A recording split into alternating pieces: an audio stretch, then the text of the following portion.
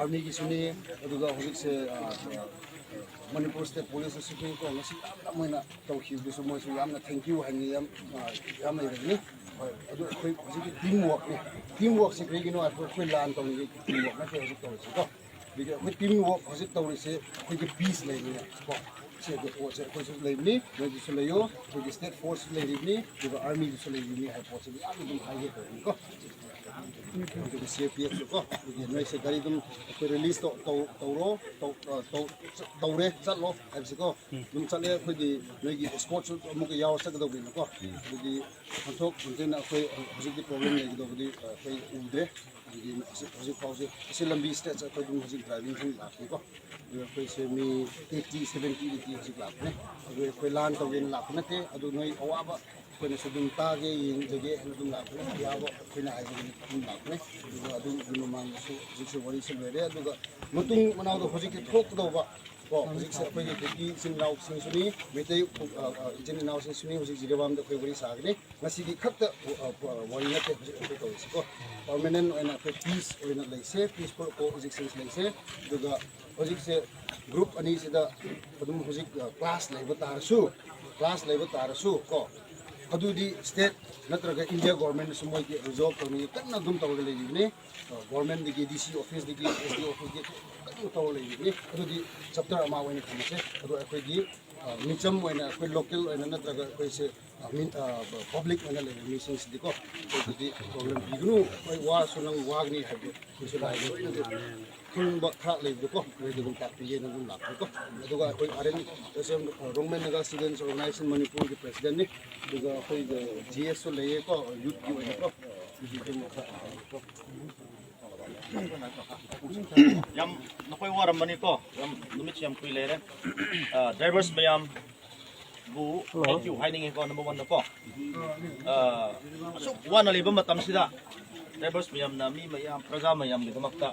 ki may type pangan naga so all the communities you people have been doing fantastic work since day one of this crisis nakoi wara so public mayam gi raja mayam gi noi na seba to bi gi damakta akoi Rongmei sesong wi tarap gi thank you hiding ko number 1 da highway 37 se may tay gi kuki gi naga gi adu mangate Highway 37 say it belongs to all the communities living inside and outside the state. Ko adugi kana na oiro highway se disturb to bodi ekoi Rongmei na sumya yar roi haibasi ko adum khangbiyo anak tau kibase ekoi gi intervention khara tapkhre adubu ekoi na pressure pi ba yabam khai dum akoi su tv khre adu ngasi ekoi thank you to all the security forces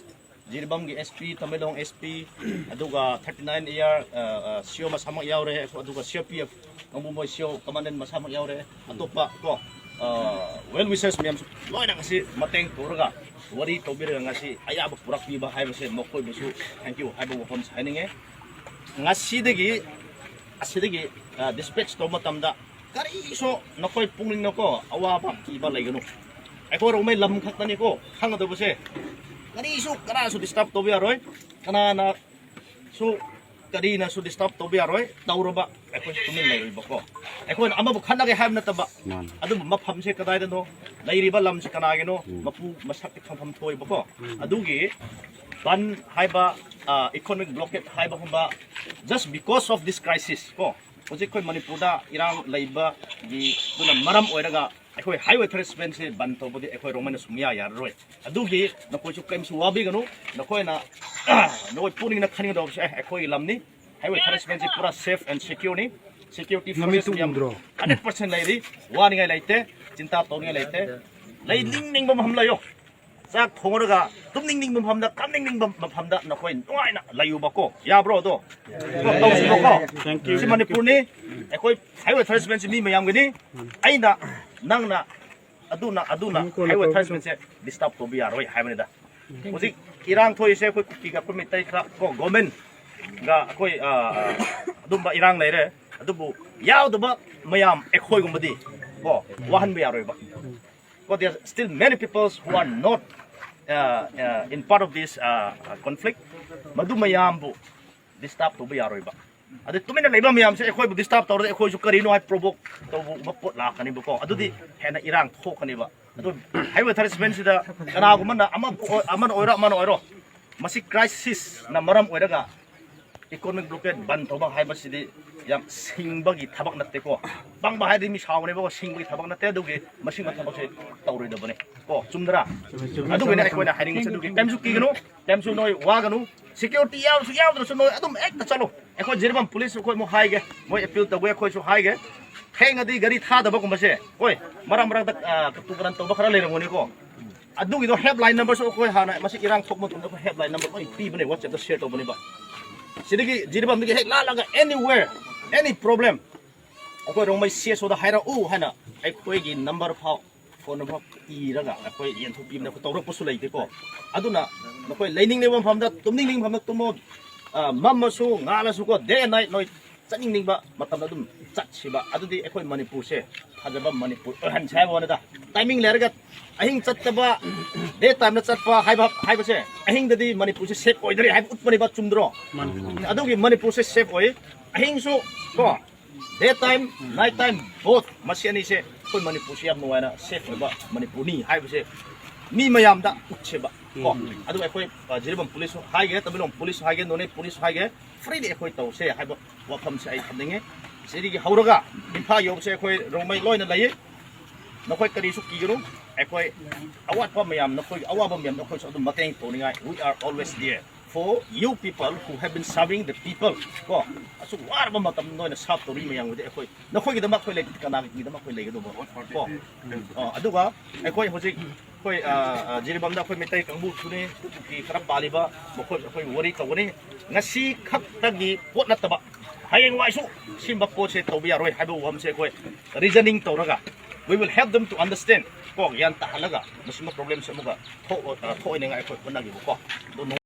ti tathai Rongmei naga council manipur goi rena golna pri rano bujang khona chalo chalo chalo chalo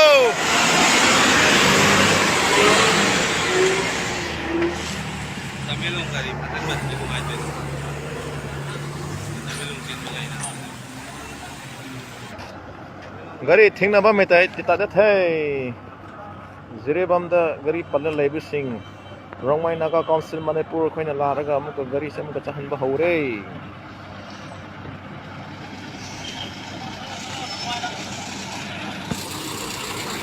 chalo chalo chalo chalo chalo chalo chalo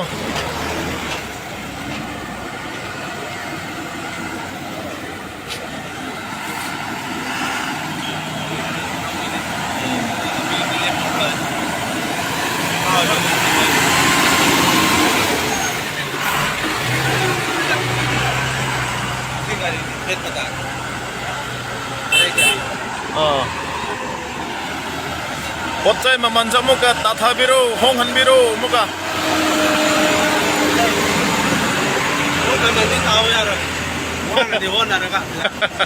pon ma hong tungda to yadre hey sigi dama to kone lak pani hey pon ma hong to yaroi chalo chalo chalo sang ro na raga man tangat pe yaroi na be yar panar ko pon man tangat pe yaroi na tai pon man tangat pe yaroi na lebi re bai koi manipur gi chinna mayam dukan da leirba karwa mayam tawriba mayam su pochai me man se tangkhat pe yaroi adon gari thokta khotaba leir su khoina koi mayam na hona gani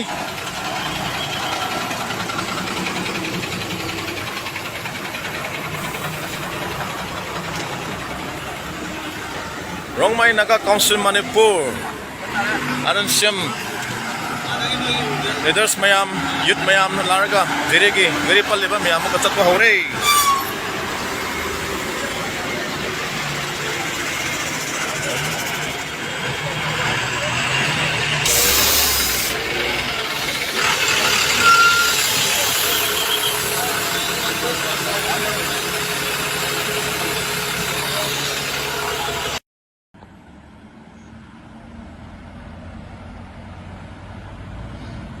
Rongmei CSO mayam jiribamda changraga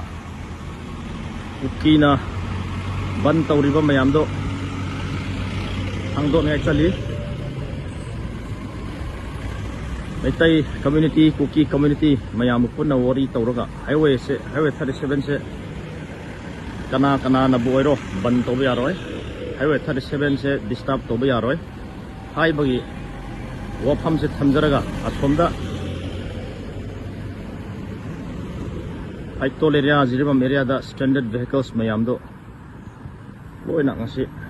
thadok ningai akoi wari toba chali mi miyam na kari oiga sumi miyam loina sida cooperate to biu haibu wafam se koi haininge koi Rongmei gi se so mayam ne